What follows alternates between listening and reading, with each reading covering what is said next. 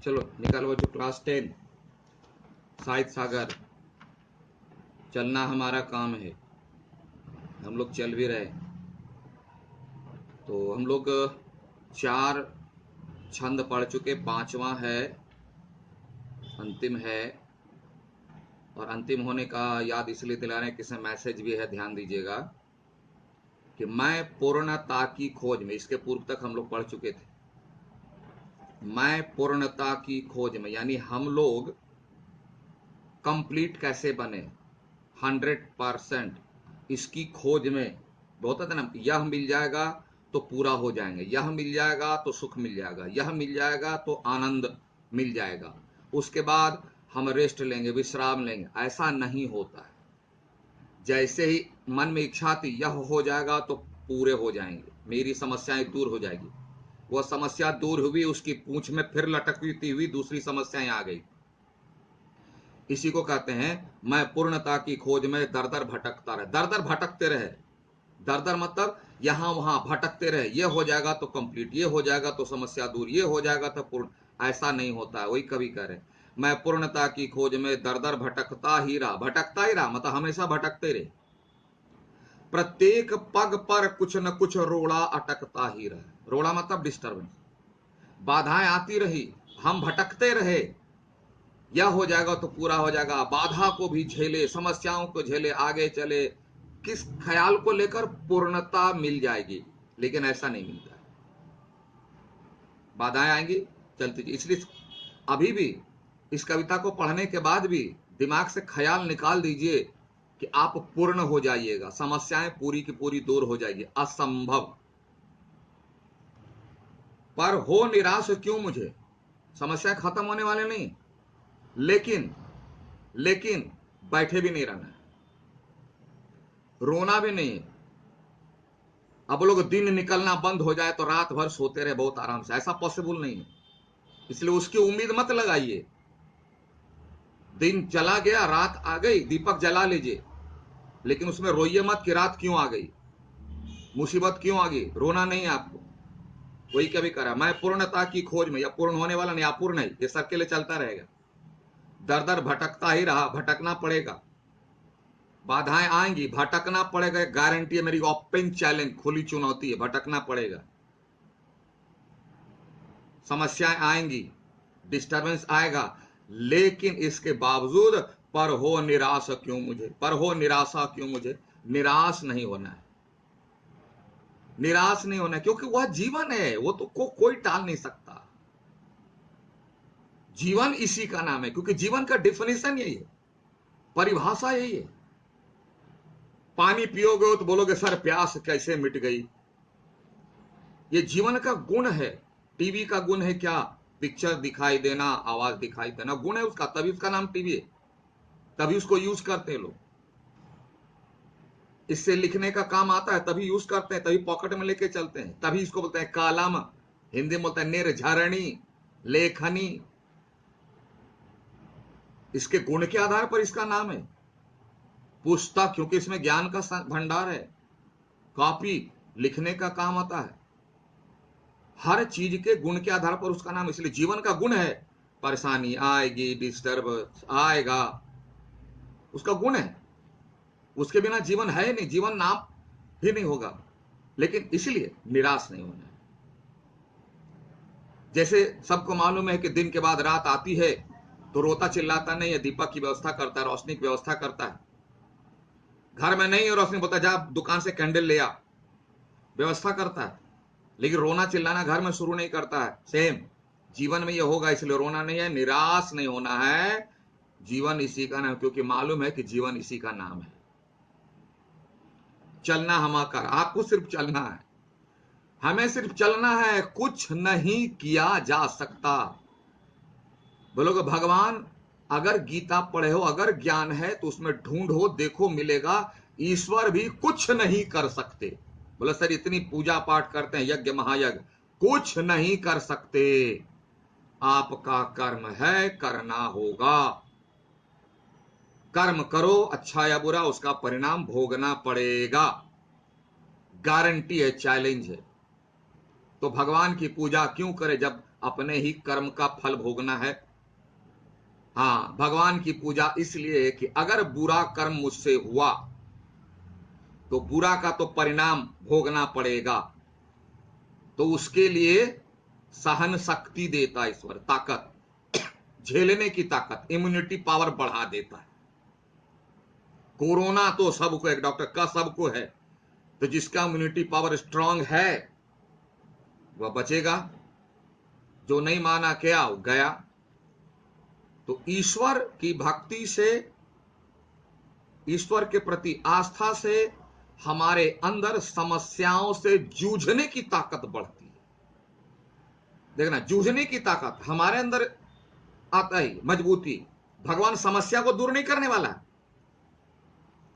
अगर अभी बात नहीं समझ में आ रही ना, तो जब मेरे मरने के बाद या तुम्हारे जीवन में आएगी तो बात, ईश्वर समस्या को दूर नहीं कर सकता है, वो होता कौन है दूर करने वाला, नहीं कर सकता। तो करते क्या है, हम उसको झेल सके इतनी ताकत मेरे अंदर वह बूस्ट कर देगा, हमारे इम्यूनिटी पावर को बूस्ट कर देगा। उधर नहीं कर सकता, इधर तो कर सकता है ना, इधर करता है और हमको पता नहीं चलता, झेल लेते हैं तो पता नहीं चलता। तो बोलते हैं ईश्वर ने मेरी सहायता की। अरे भैया, समस्या को दूर नहीं किया, हम में उसे झेलने की ताकत को बढ़ा दिया, इसलिए उसकी कीजिए। चलना हमारा काम है। और इसमें क्या होता है, बड़े गौर से सुनिएगा, कुछ साथ में चलते रहे। इस जिंदगी क्या यात्रा है, जिसमें सुख दुख है, आशा निराशा है, सब कुछ करते हुए, झेलते हुए चलना है। इस चलने में क्या होगा, कुछ साथ में चलते रहे, जब तक मैं मरूंगा नहीं तब तक कुछ व्यक्ति मेरे साथ, यानी मरते दम तक वो साथ रहेंगे। बेड पर रहेंगे मरते हुए, अब प्राण जाएगा तो कोई बेड पर है, कोई आसपास है, उतना रहेगा। कुछ साथ में चलते रहे, वहां तक साथ देगा, रहेगा आंख के सामने। कुछ बीच ही से फिर गए, कुछ बीच में ही चला जाएगा छोड़ के, मैंने हमसे पहले वो मर जाएगा, दुनिया को छोड़ के चला जाएगा। जस्ट लाइक ट्रेन, कोई जो आप कहां जाइएगा सर, रामपुर हाट, बोला अरे भैया हम भी तो रामपुर हाट जाने वाले हैं, चलिए दोनों साथ चलेंगे। टोटो में बैठते हैं तो दोनों साथ में बैठ जाते हैं। रामपुर हाट में कहा, हमला एकदम भागार पाड़ा, आप ही के मोहल्ले के बगल में, हाथ तेरी के, चलिए एकदम लास्ट तक साथ। और कोई बोलेगा हम जाएंगे उधर, कहां, तो बस स्टैंड तरफ, वहां से मुड़ गया। कोई नल्हाटी में उतर जाएगा, कोई पाकुड़ में ही उतर जाएगा, कोई साथ तक आएगा। वही कह रहा है, कुछ बीच ही से, कुछ साथ में चलते रहे, कुछ बीच ही से फिर गए, लौट गए, मैं तो वहीं छोड़ दिया।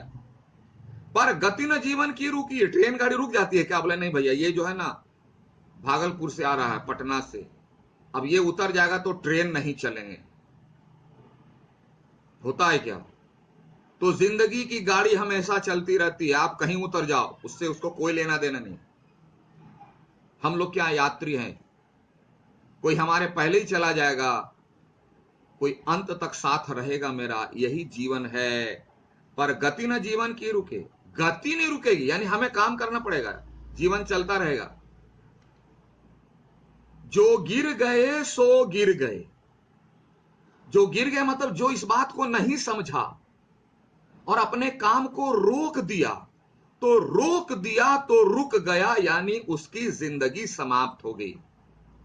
जिंदगी जिंदा दिली का नाम है, मुर्दे क्या खाक जिया करते, मुर्दे में कोई मूवमेंट होता है क्या, उसको उल्टा के पलटा के जैसे रख दो, जला दो, आग लगा दो, फेंक दो, कोई फर्क नहीं पड़ेगा।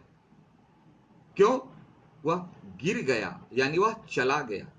तो जो इन सारी परिस्थितियों में गिर गया मतलब हार मान लिया, निराश हो गया, चलना रोक दिया, तो उसका लाइफ द एंड हो गया। वही कह रहा है, जो गिर गए सो गिर गए, गिर गए, फिर उठने वाला नहीं, फिर उसे कोई नहीं उठा सकता, यानी उसे फिर से पटरी पर लाया नहीं जा सकता। इसलिए हिम्मत रखिए, ज्ञान रखिए, विवेक का यूज कीजिए। जो अंतिम पंक्ति में है, चलता रहे हर दम, ऑलवेज, हमेशा, हमेशा चलते रहो, यानी अपनी ड्यूटी में लगे रहो। डिस्टर्बेंस आए जाने दो, सॉल्व करेंगे फिर आगे बढ़ेंगे, सॉल्व करेंगे फिर आगे बढ़ेंगे। अभी देखो अच्छा एग्जांपल आ गया, बहुत सुंदर, तुम अपने घर में शर्ट पैंट या कुछ भी खरीदे होगे, बाजार निकले होगे एकदम फर्स्ट क्लास दिखाने के लिए मेला में, और धूल पड़ गई तो क्या करोगे? फेंक दोगे? धूल पड़ गई फेंक दोगे? नहीं फेंकोगे।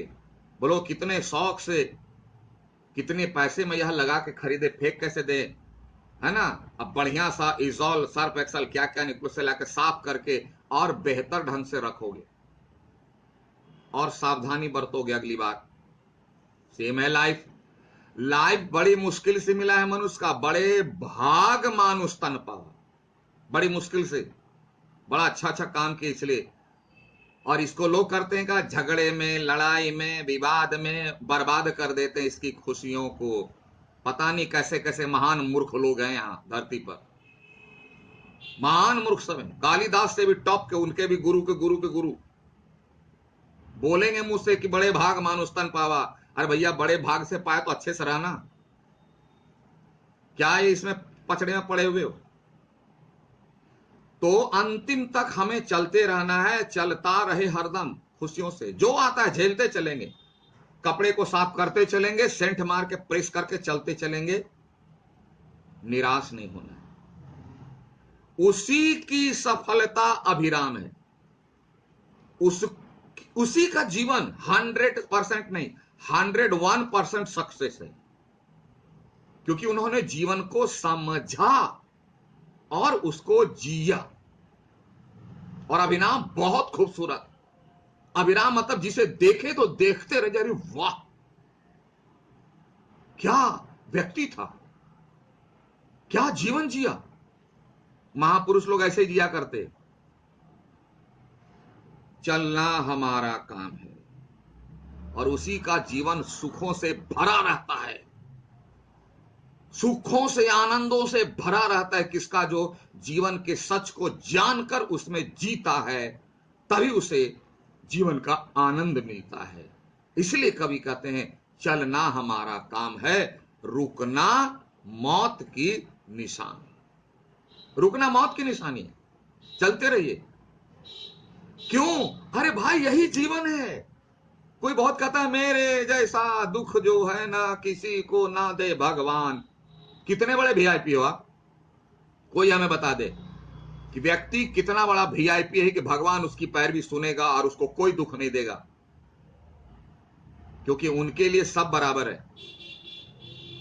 कोई बड़ा नहीं, कोई छोटा नहीं, कोई अमीर गरीब, जात धर्म कुछ भी नहीं उनके सामने, उसके सामने सब बराबर है। और नियम भी एक है, एक लाइन का नियम, एक लाइन का नियम, जैसी करनी वैसी भरनी, दैट्स ऑल। हम मनुष्यों को द्वारा नियम 1000 आईपीसी इतनी मोटी, रोज अमेंडमेंट होता है, उतना होने के बावजूद भी गलत होता है। इसलिए एक लाइन में, यानी छोटी सी कविता में, दिनकर जी ने पूरी जिंदगी की परिभाषा बता दी, परिभाषा को एक्सप्लेन कर दिया, फॉर्मूला बता दिया और रिजल्ट बता दिया, आनंद से भरा। उस चलता रहे हरदम उसी की सफलता अभिराम। अभिराम मतलब इतना आनंद से भरा हुआ, सुख से भरा हुआ, सुखद आनंदमय, मय मतलब भरा, आनंदमय। मय भोजपुरी में ज्यादा यूज होता है, मय खाजिबा मैंने सब आप ही खा जाइएगा, यहां मय मतलब भरा हुआ, फुल। अब इसके बावजूद लोग ना समझे तो भगवान जाने उसकी बुद्धि, उसका विवेक, बुद्धि क्या रिसीव किया, विवेक क्या यूज किया। तो बहुत बड़ा जीवन दर्शन है। जो इसको समझा वह जिया, और जो नहीं समझा वो मरा। तो उम्मीद है कि आपको यह कविता बहुत पसंद भी आई होगी, सच से रूबरू होने का मौका मिला। और तीसरी उम्मीद जो जगी है कि इस जीवन के सत्य को, फॉर्मूले को समझकर अपनी जिंदगी अगर आप जिएंगे तो आनंद से भरा हुआ कविता के रूप में दिनकर के शब्दों में उसी की सफलता अभिराम है मिलेगी, और नहीं तो विराम लग जाएगी जिंदगी में। जिंदगी कट जाएगी रोते रोते और कभी सुख का मुख देखना नसीब नहीं होगा। अगर पढ़े हैं तो जीवन भर याद रखिए, इसको फॉलो कीजिए और तब कवि के बारे में कोई धारणा बनाइए कि जिंदगी के बारे में उन्होंने क्या कहा। ठीक है, लेसन आज ये चलना हमारा काम है। हम लोग चलना अभी से शुरू करेंगे। कब तक? जब तक जिंदगी में अपने जीवन का लक्ष्य पूरा ना कर लें। और फिर आप होमवर्क के लिए आगे देख लीजिए। Okay, thank you, bye, have a nice day.